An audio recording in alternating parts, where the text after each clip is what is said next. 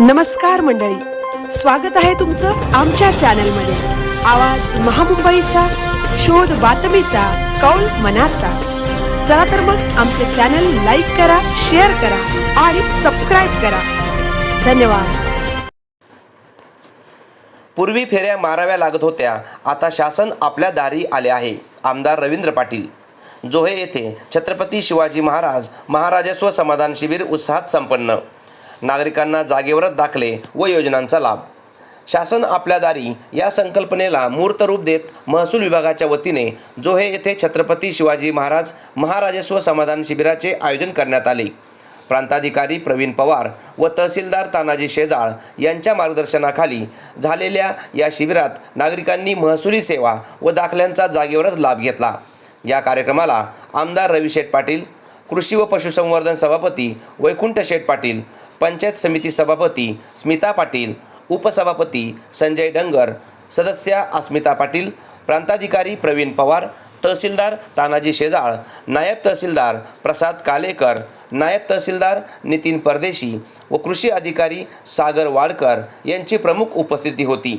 कृषी व पशुसंवर्धन सभापती वैकुंठ पाटील यांनी मार्गदर्शन करताना सांगितले, शासनाच्या अनेक योजना थेट नागरिकांपर्यंत पोहोचतात, पण पाठपुरावा व कागदपत्राअभावी लाभ मिळत नाही। जिल्हा परिषदेमध्ये पाहिले की दरवर्षी 50 ते 60 कोटी रुपयांचा निधी येतो, पण 50% निधी परत जातो। पंतप्रधान नरेंद्र मोदी यांच्या माध्यमातून पशुसंवर्धनासाठी महाराष्ट्राचा निधी 400 कोटींवरून 4000 कोटींपर्यंत वाढला आहे। शेतकऱ्यांनी या योजनांचा लाभ घेऊन समृद्ध व्हावे असे मत त्यांनी व्यक्त केले। आमदार रविशेठ पाटील म्हणाले, पूर्वी तहसील, प्रांत, कलेक्टर ऑफिसला फेऱ्या मारून शेतकऱ्यांचा वेळ वाया जायचा। 7/12 काढायचा तर मंडळाधिकारी नसेल, तहसीलदार नसेल अशी परिस्थिती होती। पण आता पंतप्रधान नरेंद्र मोदी, मुख्यमंत्री देवेंद्र फडणवीस व महसूल मंत्री बावनकुळे यांच्यामुळे शासन आपल्या दारी हे चित्र बदलले आहे। या शिबिरात जातीचे दाखले, उत्पन्नाचे दाखले, रहिवासी दाखले यासह विविध प्रमाणपत्रांचे जागेवरच वाटप करण्यात आले। कायद्यातील नव्या बदलांची माहिती मिळाल्याने नागरिकांनी समाधान व्यक्त केले। राज्यभर सुरू असलेल्या या अभियानाचा जोहे येथील शिबिर हा एक भाग होता। आवाज महामुंबईचा चॅनलसाठी विनायक पाटील, पेन। निधी हा महाराष्ट्र सरकारकडून वितरित केला जात होता, परंतु देशाचे यशस्वी आणि कर्तबगार पंतप्रधान नरेंद्र मोदी साहेब यांच्या माध्यमातून तो निधी 4000 कोटी रुपयापर्यंत आज गेलेला आहे।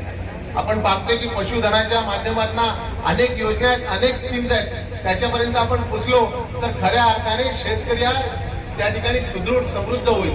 परंतु सगळे आपण काय करतो की स्कीम्स येतात, पण त्या स्कीमचा फायदा उचलला जात नाहीये। आपण फक्त बांधकाम बांधकाम बांधकाम काम, विकास काम हे पाहतो, परंतु खऱ्या अर्थाने पश्चिम महाराष्ट्र असेल किंवा अन्य परिसर असेल, आपण बघितला तर स्कीमच्या माध्यमातून शेतकऱ्यांना सुदृढ आणि समृद्ध करण्याचं काम या सरकारी योजनांनी केले आहे आणि त्याचा लाभ आपण प्रत्येकाने घेतला पाहिजे आणि त्या दृष्टिकोनाचा प्रयत्न करायला पाहिजे।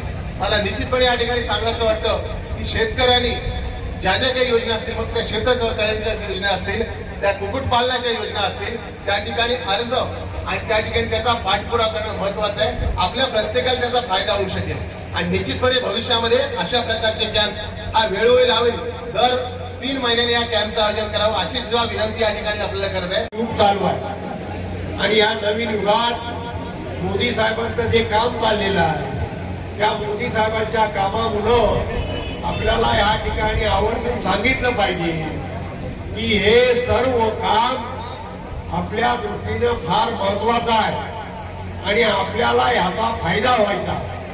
अहो 7/12 सुद्धा मिळता नाकात दम यायचा।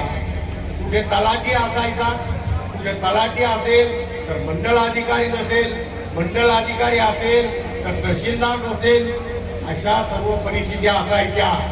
परंतु आता हे कुठलंही कारण आता सांगायला नको, आपल्याला प्रत्येक ठिकाणी प्रत्येक गोष्ट ही आपल्या दारी येतोय आणि याचं सर्व श्रेय जे आहे ते आजच्या आपले महसूल मंत्री बावनकुळे साहेब आहेत, मुख्यमंत्री देवेंद्र फडणवीस साहेब आहेत आणि पंतप्रधान मोदी साहेबांच्यामुळं आपल्याला हे सर्व चित्र बदलायला लागलेलं आहे। म्हणून आपल्याला अनेक योजनांचा फायदा आहे, बऱ्याच योजना शासनाकडून येतात, परंतु ह्या योजनांचा खरा फायदा शेवटच्या माणसापर्यंत मिळू शकत नाही. का तर हे कागद पाहिजे, ते कागद पाहिजे, ते कागद पाहिजे, अनेक गोष्टी ज्या आहेत या अनेक गोष्टी ताबडतोब आपल्याला साध्य होत नाहीत आणि म्हणून आपल्याला ह्या सगळ्या शासनाच्या योजनांचा फायदा मिळत नाही.